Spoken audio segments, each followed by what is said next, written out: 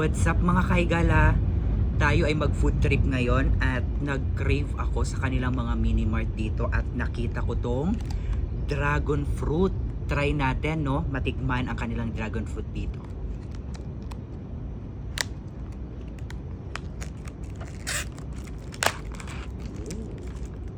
So meron na din siyang panundot.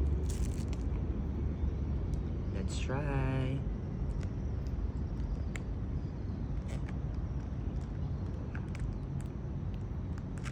Madikit.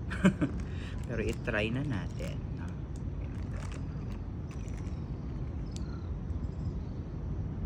Oh, parang masarap. Tara, tikman na natin.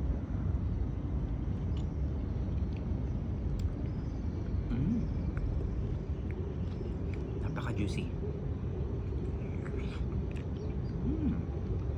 Sarap.